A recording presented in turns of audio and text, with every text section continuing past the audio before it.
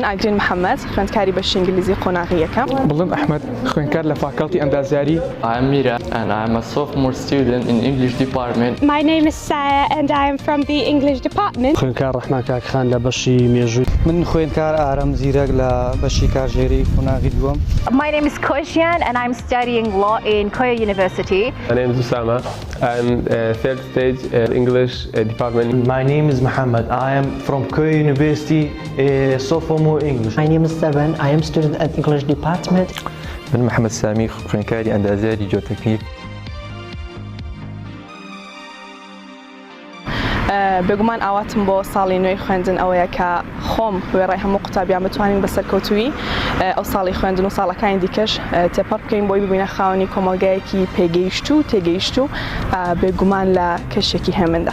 بۆ ساڵی نوێ کە هەمومان چەندان هیوا ئاتی زۆرمانەیە بەس ئەو هەموو شەر نایەتە دی بەس تاکە هیوامەیە ئەو کەسە ئازیز و خۆشەویستانە کە لە دەوروبەر من هەر بەخۆشی لە ساغی بیان بینم و خوا دەست بە تەمەنیانەوە بگرێ و هەر سەرکەوتوو بن. And I just hope everyone enjoys this New Year holiday and also enjoys the whole year. And my dream for 2023 is to write a story that will help people in so many ways and benefit them in so many ways.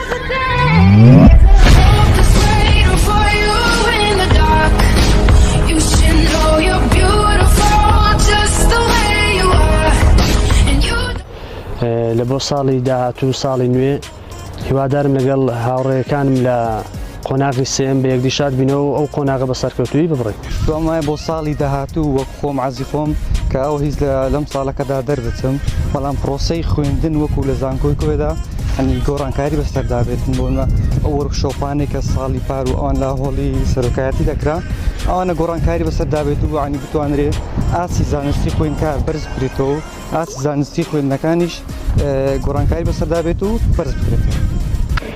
For this New Year's and the next year, I have tons of wishes, but the most important wishes are that I wish for peace for everybody, and also I wish that everybody will have maximum amount of happiness and goodness happening in their lives, and a lot of wishes will come true in other people's life.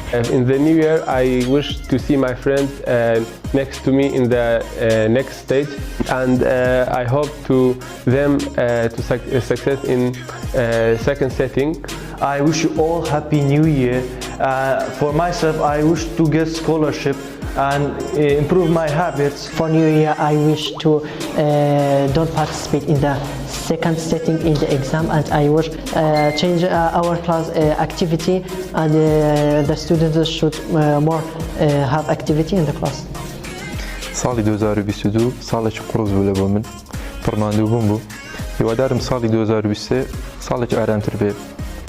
من هیوا قازی لە فەقەتی ئەندازیاری بە بۆنی هاتنەوەی سەری ساڵی تازە هیوای ساڵێکی خۆش لۆ میلەتی کورد دەخوازین هیوادارین ئەو ساڵ ببێتەوەی هێنی ئاشتی و دەستلەملان و خستە ناو دەستی یەک و شاڕێکی خۆش بووی لۆ میلەتی کورد لۆ هەموو چینی توێژەکانی ئینشاڵڵا.